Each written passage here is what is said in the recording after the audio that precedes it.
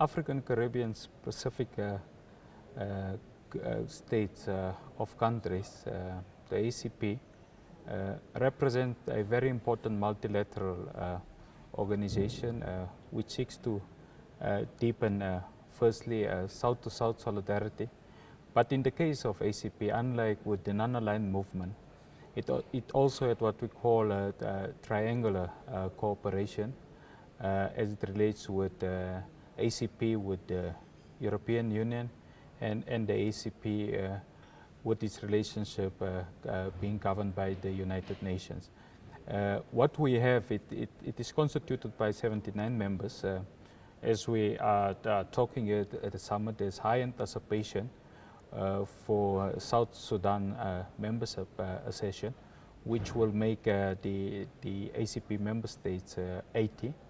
Importantly for us is that out of the entirety of its members, 48 represents Sub-Saharan Africa, and that actually makes South Africa to be quite relevant in its disposition, given the fact that we have roughly 33 less developed countries. And when South Africa assumes the stewardship of the African Union in 2020, our position primarily is to err on the side of the vulnerable. The ACP presents a very important platform to advance the African agenda of silencing the guns, to advance also on the 2063 African agenda to build an inclusive Africa that is prosperous for all its inhabitants. I think importantly, the European Union signed the agreement in 2000 for 20 years, which would come to an end in 2020, which guides and regulates and structure the relationship between the European Union member countries and the ACP states. And that agreement, it's called the Cotonou Agreement, which is an agreement that is based on three pillars. One, it's developmental in nature. Secondly, it deals with the issues of political dialogue. And thirdly, it looks at the trade component between ACP specific countries. And we intend and envisage that the new agreement will this time around have very specific regional protocols, given the fact that there will be African intercontinental free trade agreement. There will be a need for us at the conclusion of the summit to have what we call African ACP trade agreement, also as it relates to the EU. The Caribbeans, the specifics, will have to have very specific regional protocols with the EU. And I think importantly, it's the question that is on the mind of everyone else is what is the impact of the UK as it relates to the Brexit process is concerned. And it's quite worrisome for members of the ACP, given the fact that of the entirety of the European development instrument, 15% of the contribution can be attributed to the UK. So the ACP is defining what type of a relationship it envisages to have with the UK should the Brexit process be followed through, and what is the likelihood to then strengthen the relationship with the remaining bloc of member states that remains in the European Union. The last and important aspect, and this obviously looks at one of the key tasks of this ACP ministerial level is what we call the review of the Georgetown Agreement. Georgetown Agreement, it's the 1975 constitutive act of the ACP. We are looking at a substantive name change because we think if we want to migrate the ACP to a very potent multilateral organization, its current characterization is just ACP that looks as a group of like-minded states. We are having definite proposals to look at the organization of African Caribbean specific states as part of migrating and preparing for the new future. I think the second issue that we had to look at is, of course, the issues of self-financing capability of the ACP, given the fact 40% of its entirety of funding, it's mainstream from the European Development Fund. So part of our relook of the organs of the ACP is to make it more self-sustainable in nature, to look at corporate governance aspects, what type of benefit that sub-Saharan countries derive from the ACP, vice versa. Contemporary challenges around climate change and hurricanes that in particular your Caribbean and specific islands are faced with. So I think we are confident that this multilateral organization, we will play a very concrete role to take it forward into the next 20 years.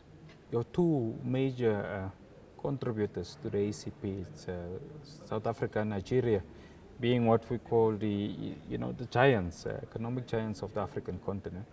But the African Union, a couple of years back, were faced with the same dilemma, that there's a phrase that says, the one that pays the piper calls the shots. So the ones that are making the most significant contribution, and in this instance, of course, the European Development Community, it's a key part of the ACP. What we are trying to do is to ensure that there's what we call inclusive prosperity amongst ACP states, which will allow us to actually become more sustainable.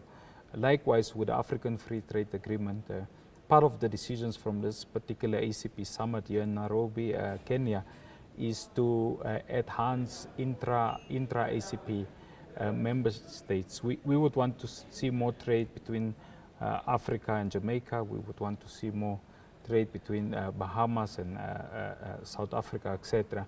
Because we think inclusive prosperity that is underpinned by economic growth amongst your member states is the only viable solution in terms of the sustainability of a developmental agenda.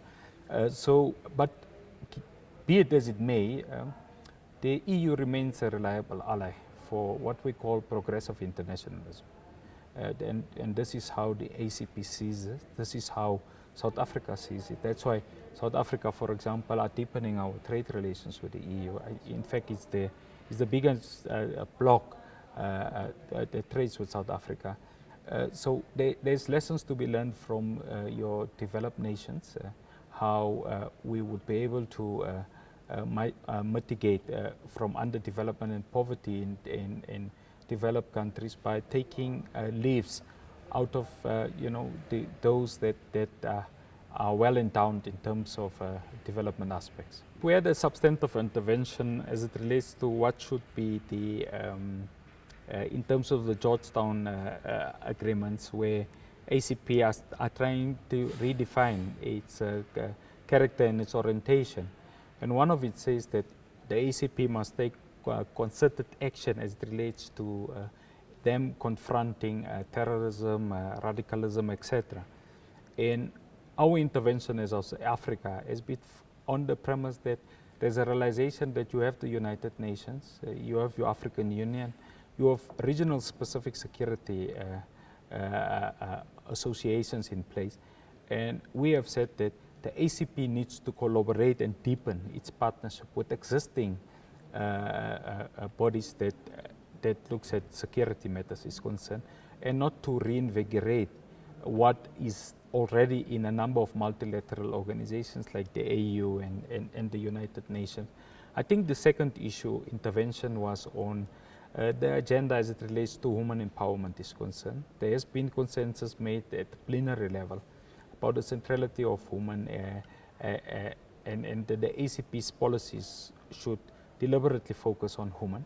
But we have made the intervention given the fact that we are moving towards, I think, the 25th anniversary of the Beijing Platform of Action in 2020, where we have said policies should not only be directed to women, but women should be interwoven in the execution of that type of a function.